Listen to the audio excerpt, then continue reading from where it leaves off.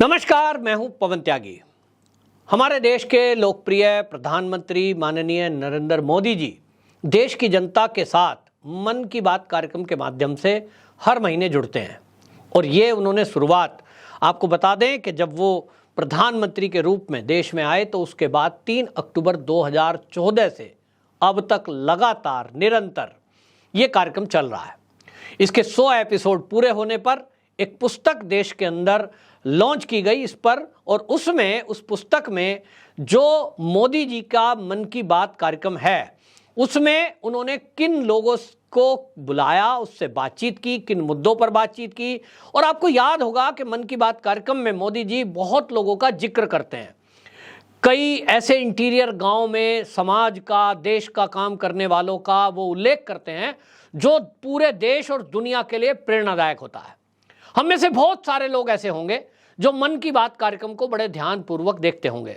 मैं खुद भी हर कार्यक्रम कभी भी मिस नहीं करता, क्योंकि मुझे लगता है कि मोदी जी के मन की बात कार्यक्रम में मेरे लिए भी हर बार कोई ना कोई प्रेरणादायक बातें होती हैं। अब उनमें मोदी जी ने जो बातें की हैं, मैंने उनमें से कुछ चीज़ें सीखकर अपने जीवन में करना शुरू किया है। जो मैं कर सकता हूं वो करता हूं, लेकिन मुझे हर एपिसोड में कई बातें ऐसी लगती हैं कि भाई देश के लोगों को इसको जानना चाहिए। लेकिन कार्यक्रम बहुत सारे लोगों ने मिस भी किया है। कोई लोग रेडियो पे कार्यक्रम सुनते हैं, कोई टेलीविजन के माध्यम से सुनते हैं, न्यूज़ चैनल भी इसका प्रसारण करते हैं। और सरकार ने यानी आकाशवाणी ने व्यवस्था भी की है 2 जून 2017 के बाद से कि 22 भाषाओं में आकाशवाणी के जरिए उसका प्रसारण किया जाए। यानी देश की ज़्यादा जनता हमारे देश के प्रधानमंत्री से जुड़े, ये मोदी जी की खुद की इच्छा है।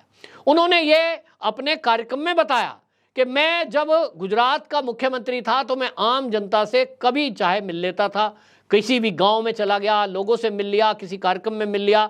लेकिन जब देश का प्रधानमंत्री बन गया तो मेरे लिए प्रोटोकॉल, सुरक्षा, इन सब के चलते मैं आम नागरिकों से कट गया। और मुझे ये बात फील हो रही थी कि मैं इस तरह की राजनीति करने के लिए राजनीति में नहीं आया हूं, कि मैं जिनके लिए जी रहा हूं, जिनके लिए मैं राजनीति में आया, मेरे देश के लोग, मैं उनसे अलग हो गया। और इसीलिए मेरे मन में एक विचार आया कि मैं अपनी बात लोगों तक पहुंचाने के लिए टेक्नोलॉजी का इस्तेमाल करूं। तो रेडियो हर गांव, हर घर में है और आज तो मोबाइल फोन पर लोग सुनते हैं।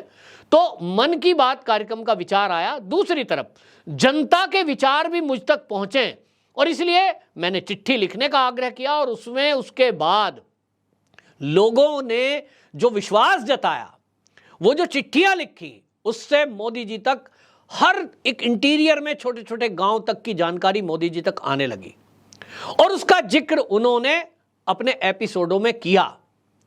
अब आप सोचिए, मणिपुर के अंदर कोई महिला कमल के फूल के रेशों से कपड़ा बना रही है।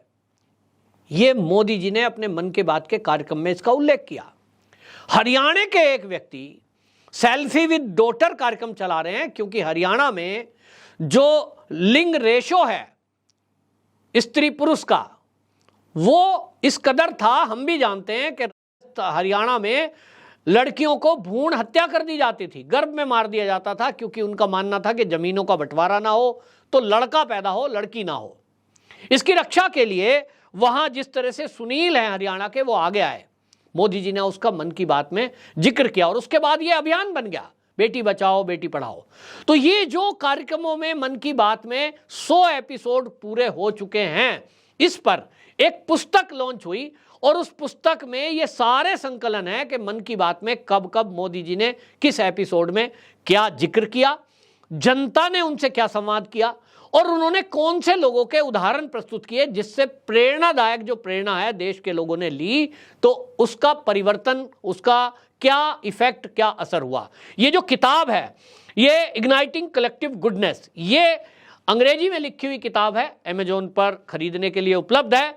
और इग्नाइटिंग कलेक्टिव गुडनेस जो है, इसने असल में ये तीसरा प्रकाशन निकाला है। पहले 26 एपिसोड पूरे हुए थे, तो 2017 में इसका पहला संस्करण छापा गया था और उस समय तत्कालीन राष्ट्रपति थे रामनाथ कोविंद जी, उन्होंने उसका उद्घाटन किया था। तो चर्चा में आया कि भाई किसी ने मन की बात पर भी कोई पुस्तक बना दी है। फिर दूसरी पुस्तक जो निकाली गई वो 50 एपिसोड पूरा होने में 2019 में, और अब 2023 में ये 100 एपिसोड जब पूरे हुए, इस पर यह पुस्तक बनाई गई। अब ये पुस्तक की आवश्यकता क्यों पड़ी है, मैं आपको बताता हूं। मैं व्यक्तिगत रूप से खुद मैं मन की बात कोई छोड़ता नहीं हूं। मैं कहीं बहुत ही ज़्यादा बिजी हूं तब भी मोबाइल पर सुनता हूं, क्योंकि मुझे ये लगता है व्यक्तिगत रूप से कि जब मैं मन की बात सुनता हूं, एक तो मोदी जी के जो विचार हैं, मोदी जी जो बोलते हैं, वो एक ऐसा लगता है जैसे, मुझे व्यक्तिगत मैं बता रहा हूं, ऐसा लगता है जैसे मेरे घर का कोई बुजुर्ग मुझे सलाह दे रहा है। एक परिवार का मुखिया होने की जैसा एहसास होता है मोदी जी जब मन की बात में जुड़ते हैं।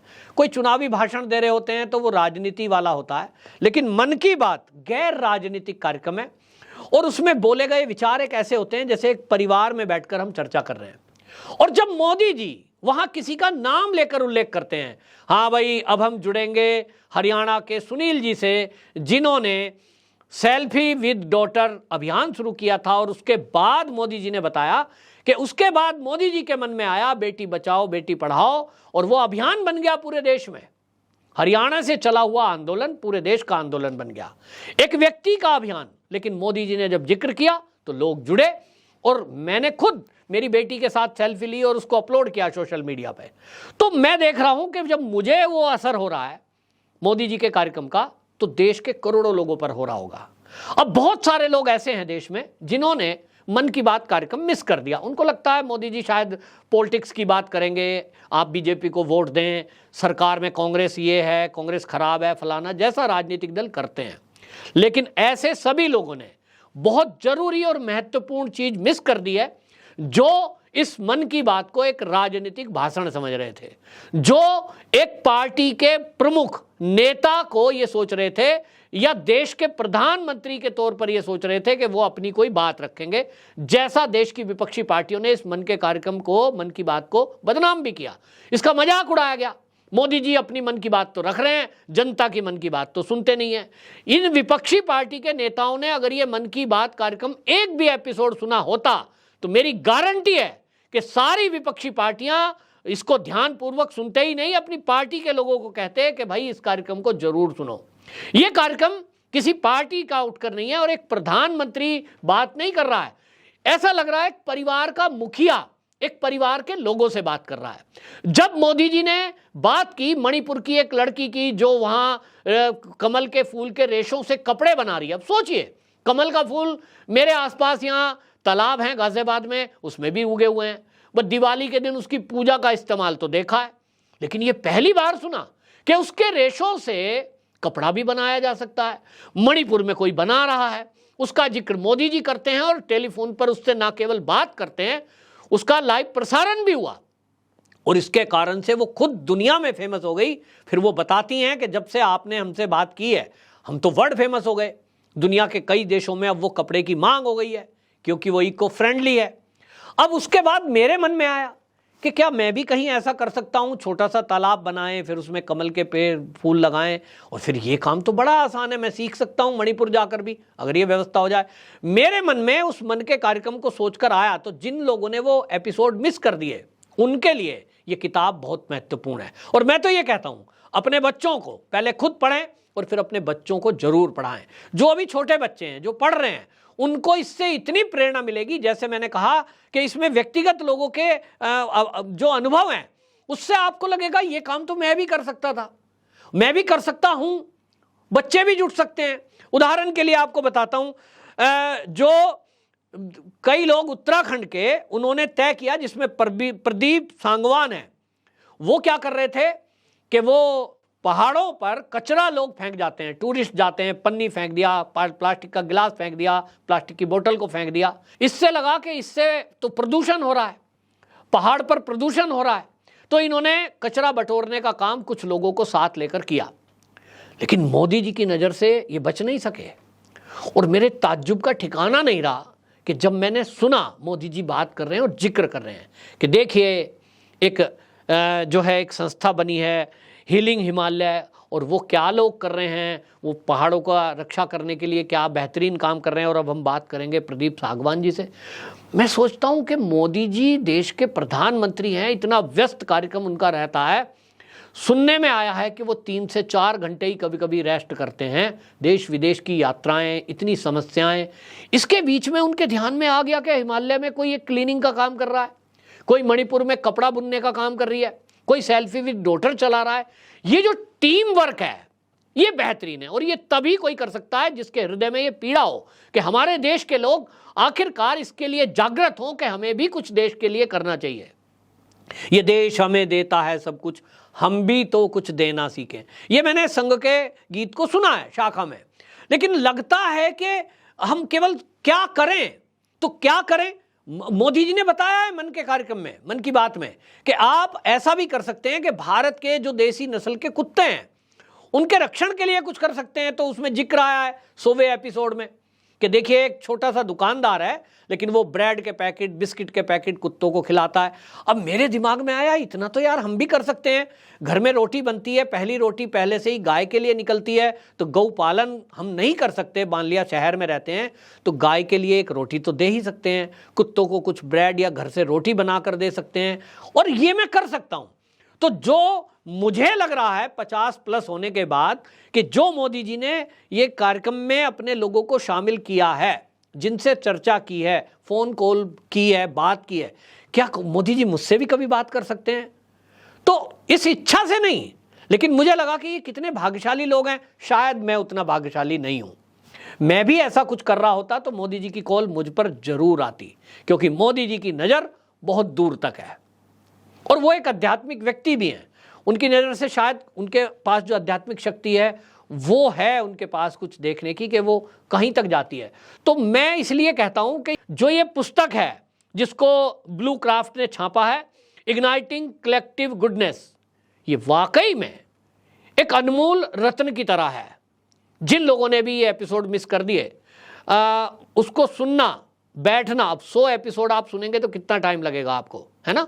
1 घंटे का कार्यक्रम है, 100 घंटे आपको चाहिए। आप कहेंगे ये अब हम कैसे करें? एक तरीका है, आपको 100 एपिसोड सुनने की जरूरत नहीं है।